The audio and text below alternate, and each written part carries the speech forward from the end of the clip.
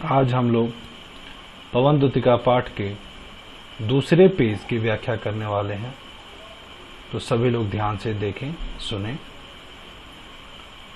जाते जाते अगर पथ में क्लांत कोई दिखावे, तो जाके सन्निकट उसके क्लांतियों को मिटाना, धीरे धीरे परस करके गात उत्ताप खोना, सदगंधों से श्रमित जन को हर्षितोषा बनाना। राधिका जी पवन से कहती हैं, हे पवन, जाते जाते अगर रास्ते में कोई थका हुआ, दुखित और व्याकुल मनुष्य दिखाई दे, तो जाके सन्निकट उसकी क्लांतियों को मिटाना, तो उसके पास जाकर उसके सारे थकावट को तुम दूर करना, धीरे धीरे परस करके, परस स्पर्श करके गात शरीर के उत्ताप को, थकावट को खोना, दूर कर देना, सदगंधों से श्रमित जन को हर्षितोषा बनाना, और अपने सदगंध से उस श्रमित व्यक्ति को, उस थके व्यक्ति को हर्षितोषा बनाना, प्रसन्नचित कर देना। तो पूरे पद्यांश का हम लोग एक साथ व्याख्या करेंगे। राधिका जी पवन से कहती हैं, हे पवन, जाते जाते यदि मार्ग में तुझे कोई थका हुआ, दुखी और व्याकुल व्यक्ति दिखाई दे, तो उसके निकट जाकर उसके दुखों को दूर करना, धीरे धीरे उसके शरीर को स्पर्श करके उसकी गर्मी को, उसके शरीर के ताप को दूर कर देना, और अपनी सुगंध से उस थके हुए व्यक्ति को प्रसन्न कर देना।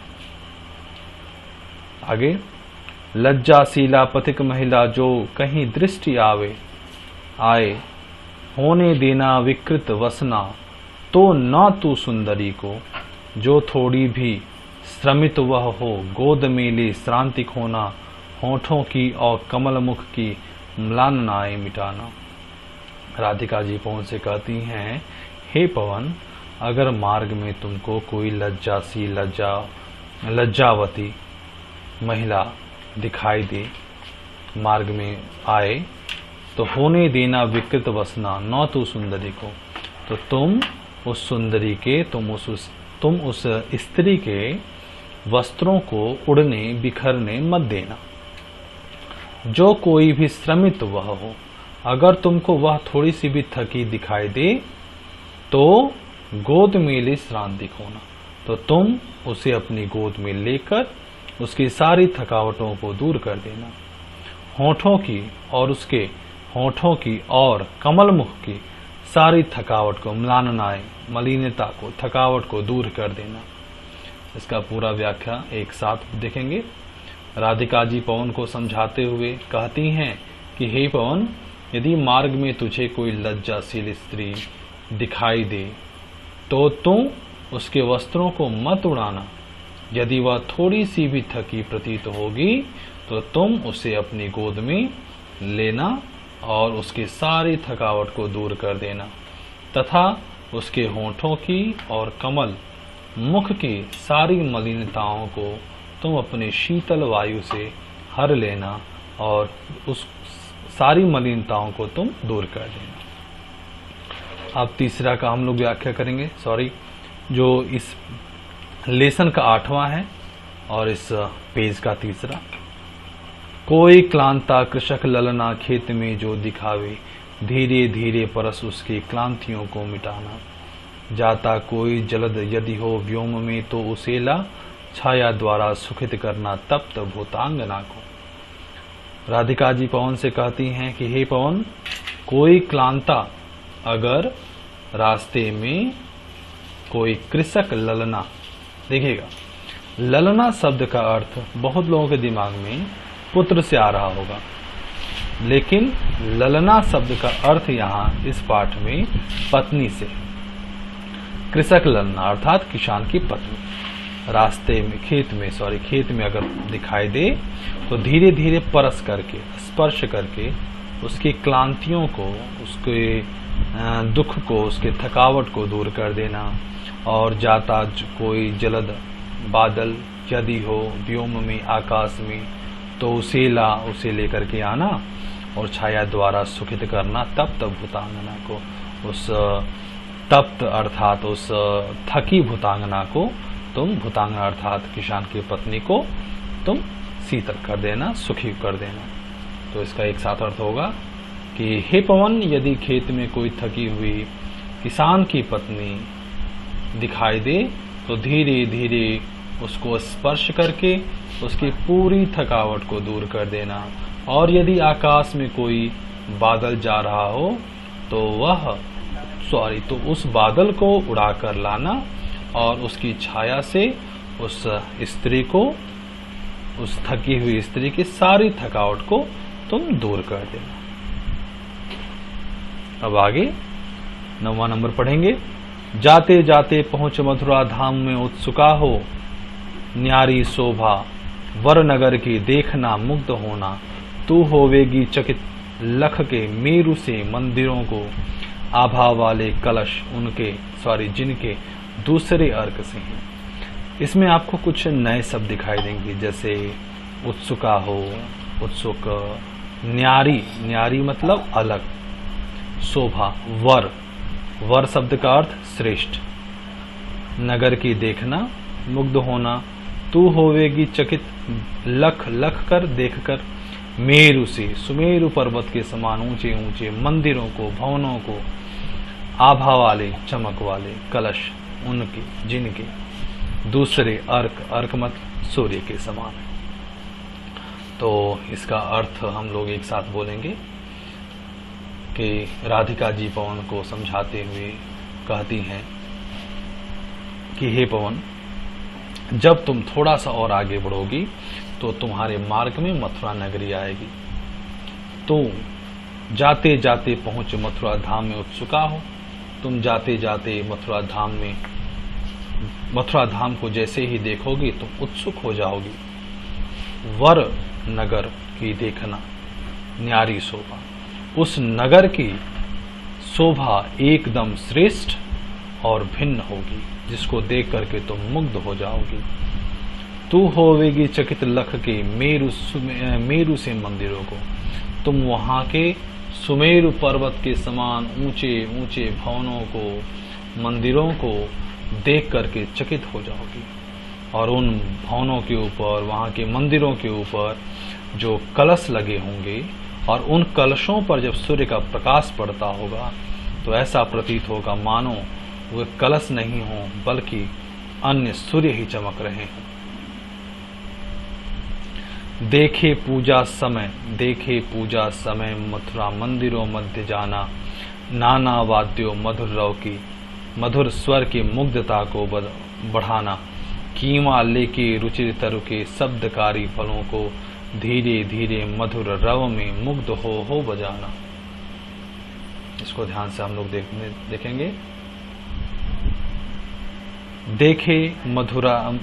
देखे पूजा समय मथुरा मंदिरों मध्य जाना, और अन्य शब्द जो है नाना वाद्यों मधुर स्वर की मुग्धता को बढ़ाना है। कीमा लेके, कीमा अलग शब्द है, किम धनवा ये है, मतलब अथवा लेके रुचिर तरु के शब्दकारी फलों को, शब्द रूपी जैसे वृक्ष में फल लगते हैं, तो यहाँ राधिका जी जो है वृक्ष से उत्पन्न होने वाले शब्दों को, ध्वनियों को भी एक फल के रूप में बता रही हैं। तो पवन से कह रही हैं कि तुम शब्द रूपी फल ग्रहण करना, धीरे धीरे मधुर रव स्वर, रव मतलब स्वर हो जाएगा, से मुग्ध हो बजाना, मुग्ध होकर के बजाना। अर्थात इसका एक साथ हम लोग अर्थ इस प्रकार होगा, देखेंगे कि राधिका जी पवन से कहती हैं कि हे पवन, जब मथुरा के मंदिरों में पूजा हो रहा हो तो तुम उस समय मथुरा के मंदिरों के बीच में जाना और वहां बजने वाले नाना वाद्य यंत्र, वहां जो भी वाद्य यंत्र बज रहे हो तो वहां बजने वाले विभिन्न प्रकार के सभी वाद्य यंत्रों से गुजर करके उनकी मधुरता को और भी अधिक बढ़ा देना। या कीमा, कीमा मतलब या, इस पाठ में यही शब्द बच्चों को बहुत ज्यादा कंफ्यूजन करता है। परेशानी खड़ा करता है, कीमा लेके, अथवा रुचिर तरह के शब्दकारी फलों को, या फिर आसपास में जो वृक्ष दिखाई देंगे उन वृक्षों के शब्द रूपी फलों को तुम ग्रहण करना और मुग्ध होकर के धीरे धीरे मधुर राव में और मधुर स्वर में धीरे धीरे मुग्ध होकर के तुम उनसे ध्वनि उत्पन्न करना। ठीक, इसके बाद में हम लोग इस पेज का 11वां पढ़ेंगे। तू देखेगी जल तन को जा वहीं तदगता होंगे लोने नयन उनके ज्योति उत्तीर्णकारी, मुद्रा होगी वर वदन की मूर्ति सी सौम्यता की, सीधे साधे वचन जिनके सिक्त होंगे सुधा से।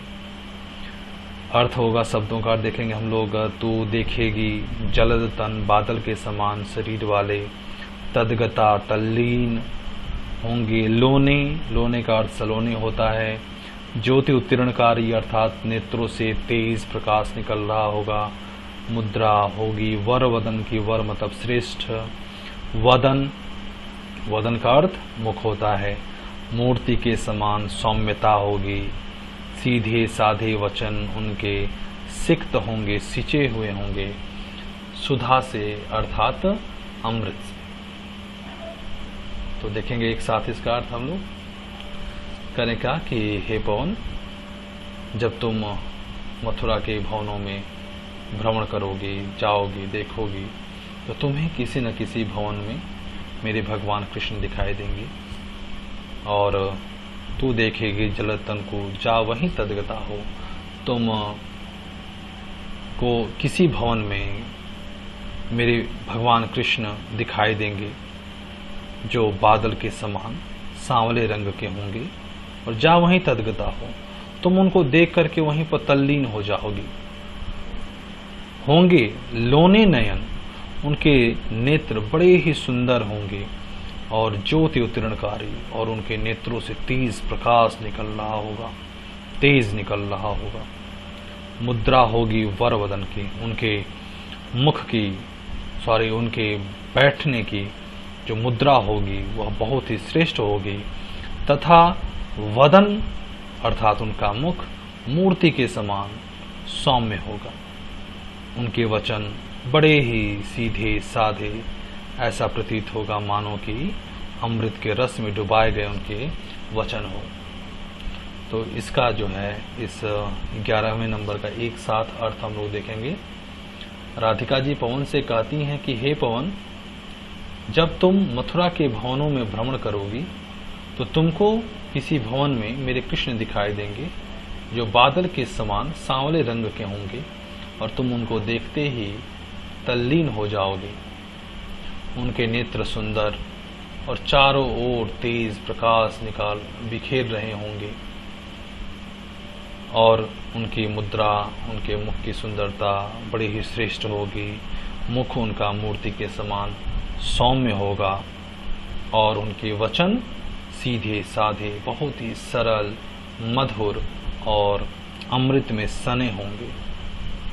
इस पेज का अंतिम देखते हैं हम लोग। नीले फूले कमल दल सी श्याम गात की श्यामता है, पीला प्यारा वसन कटी में पहनते हैं फबीला, छोटी काली अलक मुख की कांति को है बढ़ाती, सद वस्त्रों में नवल तर की नवल तन की फूटती सी प्रभा है।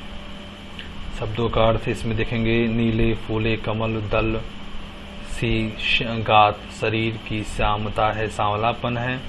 पीला प्यारा वसन वस्त्र कटी कमर में पहनते हैं फबीला सुंदर, छोटी काली छोटी लटकती हुई काली अलग, काले काले बाल मुख की कांति को बढ़ाते हैं, और सद वस्त्रों में इस प्रकार सुंदर सुंदर वस्त्रों में उनका शरीर जो है बहुत ही आकर्षक लगता है, मानो फूटती प्रभा तेज निकल रहा हो। तो इसका अर्थ होगा, राधिका जी पवन से कहती हैं, हे पवन, मेरे कृष्ण नीले फूले कमल दल सी श्याम की गात की श्यामता है। राधिका जी पवन से कहती हैं, हे पवन, मेरे कृष्ण का शरीर नीले फूले हुए कमल के दल के कमल के फूल के समान है। उनका शरीर नीले फूले कमल के समान सांवले रंग का है। और साथ ही वो अपने कमर में पीला सुंदर वस्त्र पहनते हैं। उनके मुख, उनके चेहरे पर किनारे से लटकती हुई काले काले घुंघराले बाल उनके मुख की सुंदरता को और भी अधिक बढ़ा देते हैं। और इस प्रकार सुंदर सुंदर वस्त्रों में उनका नया शरीर बहुत सुंदर और आकर्षक दिखाई देता है, मानो तेज प्रकाश निकल रहा हो। तो इसमें इसका अर्थ हो जाएगा 12वें नंबर का। राधिका जी पवन से कहती हैं कि हे पवन, मेरे कृष्ण का शरीर नीले कमल के समान सांवले रंग का है। वे अपने कमर में प्यारा सुंदर पीला वस्त्र पीतांबर पहनते हैं। उनके बिखरे हुए काले काले घुंघराले बाल, लटकते हुए काले काले घुंघराले बाल उनके मुख की सुंदरता को और भी अधिक बढ़ा देते हैं। और इस प्रकार सुंदर सुंदर वस्त्रों के बीच उनके शरीर की सुंदरता बहुत ही आकर्षक और बहुत ही अद्भुत दिखाई देती है, मानो प्रभा अर्थात मानो उनके शरीर से तेज निकल रहा हो। तो इस प्रकार हम लोगों ने इस पाठ का, ये जो हमारा पाठ है पवन द्योतिका, इस पवन द्योतिका पाठ का दूसरा एक पेज की हम लोगों ने व्याख्या किया। इसके बाद हम लोग क्रमशः जो है एक एक पेज आगे बढ़ाते जाएंगे और आपको यह इस लेसन का जो वीडियो है पवन द्योतिका पार्ट ए पार्ट बी ऐसे करके मिलता रहेगा। तो आप लोग ध्यान से रिवाइज करें बस, और सब धन्यवाद।